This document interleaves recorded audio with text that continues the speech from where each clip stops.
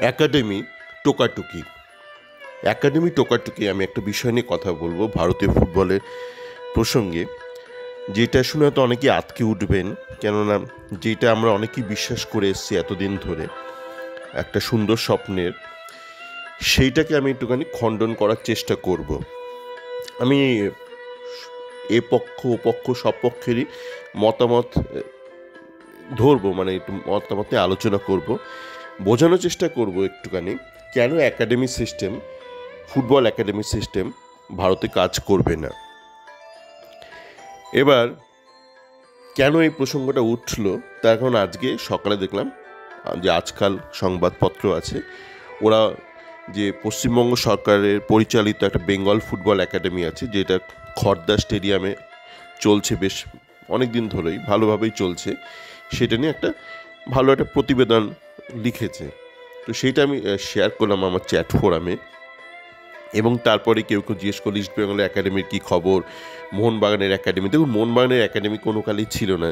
যেটা ছিল সেটা হচ্ছে সেল, যে সেল ভারতীয় সরকারের যে সেল স্টিল উৎপাদক যে সংস্থা আছে, তাদের একটা একাডেমি ছিল। সেই একাডেমিটা ওরা মোহনবাগানের ব্র্যান্ডসটা ইউজ করতো। এখন যেমন ওই সঞ্জীব বাবু ওনার ফ্র্যাঞ্চাইজির জন্য মোহনবাগান ব্র্যান্ডসটাই ব্যবহার করে, তো তেমনই সেল ব্যবহার করতো। তারপর সেল বন্ধ করে দেয়, ওদের একাডেমি ওরা বন্ধ করে দেয়, মানে কারো কিছু বলা নেই। আর ইস্ট বেঙ্গলেরটা ওই ওই কোভিড টাইমে যখন শ্রী সিমেন্ট ছিল তখনই বন্ধ হয়ে যায়, মোটামুটি এতটুকু আমার জানা আছে, বন্ধ হয়ে গেছে। তো যাকে একাডেমি সিস্টেম কিন্তু ভারতের সলিউশন নয়। কেন আমি বলছি তার আগে বলে নিই, আমি আমার কর্মসূত্রে আমার প্রথম যেই কোম্পানিতে চাকরি করেছিলাম সেই কোম্পানিতে প্রথম 1 বছর আমাদের ট্রেনিং পিরিয়ড ছিল, এবং আমরা একটা হস্টেলে থাকতাম। এবং আমাদের হস্টেলটা ছিল আপনার যে টাটা ফুটবল একাডেমি রয়েছে জামশেদপুরে, তার ঠিক লাগোয়া প্লট। মানে আমাদের হস্টেলে যে বাড়িটা ছিল আর ওই ওদের প্র্যাকটিসের মাঠ, তার মধ্যে একটা শুধু কাঁটা তার ছিল। তো সকালবেলা জানলা খুলে বা বিকেলবেলা জানলা খুলে ওদের প্র্যাকটিস দেখতাম। তখন রঞ্জন চৌধুরী ছিল ওখানে। তো টাটা ফুটবল একাডেমির প্রতি তাই একটা আলাদা একটা আছে, একটা সফট কর্নার আছে। তো আপনারা দেখেছেন যে টাটা ফুটবল একাডেমি যখন শুরু করেছিল ঋষি মোদি, সে ভেবেছিল যে এশিয়ান মানে ভারতের ফুটবলকে নিয়ে যাবে। সেটা কিন্তু হয়নি। এটা ঘটনা যে সেই সময় প্রচুর প্লেয়ার তৈরি করেছে টাটা ফুটবল একাডেমি ভারতের ন্যাশনাল টিমের জন্য, কিন্তু যে মূল লক্ষ্য ছিল যে ভারতকে এশিয়ান মানে নিয়ে যাবে, সেটা কিন্তু হয়নি। সেটা নিয়ে আশা করি কারো কোনো দ্বিমত নেই। তারপর আপনারা দেখেছেন যে এখন রেটিং হয়, সব একাডেমির রেটিং হয়, সেই নিয়ে অনেকে লেখালেখি করছে যে কোথায় ইস্টবেঙ্গল মোহনবাগান তাদের একাডেমি, রিলায়েন্সের একাডেমি 5 স্টার হয়ে গেছে। রিলায়েন্সের একাডেমি অনেকদিন ধরেই 5 স্টার, বেঙ্গালুরু একাডেমিও রয়েছে 5 স্টার, এই বছর পেয়েছে। তো এখান থেকেও কি বেরিয়েছে এশিয়ান মানে? এশিয়ান মান ছাড়ুন, রিলায়েন্স থেকে তো ভারতের ন্যাশনাল টিমের জন্য কোনো প্লেয়ার বেরোয়নি। তো একাডেমি সিস্টেমটা এবার আপনারা বলতে পারেন যে আচ্ছা, এবার একাডেমি সিস্টেম কেন চলবে না সেটা বলি আগে। ফুটবল ভুলে যান, আমি ফুটবলার নই, আপনিও ফুটবলার নন। আপনি হয়তো আপনার হয়তো কোনো একটা পেশা আছে, আপনি ডাক্তার, ইঞ্জিনিয়ার, চার্টার্ড অ্যাকাউন্টেন্ট, বা হয়তো কোনো ফাইন্যান্সে রয়েছেন, বা যে কোনো আপনার পেশা, আপনি হয়তো ব্যবসাদার হয়তো।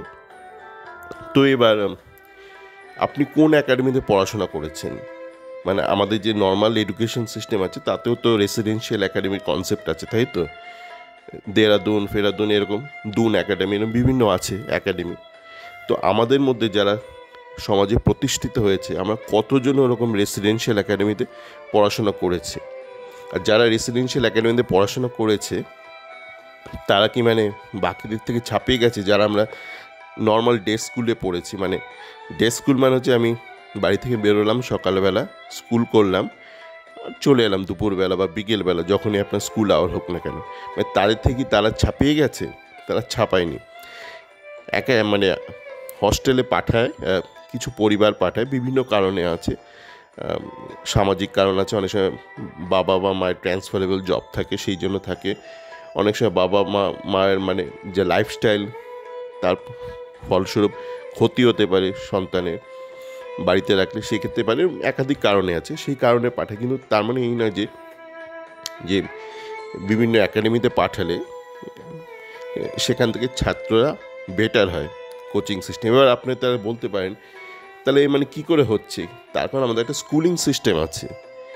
আপনি একটা স্কুলিং সিস্টেম আছে, একটা কলেজ সিস্টেম আছে, একটা ইকো সিস্টেম আছে। আপনি আপনার পাড়ায় পাড়ায় স্কুল আছে, এটা পৃথিবীর সমস্ত দেশেই আছে, মানে শুধু ভারতবর্ষে নয়, উন্নত দেশেও একই সিস্টেম মোটামুটি। আপনার প্রথম বিষয়ে একই সিস্টেম।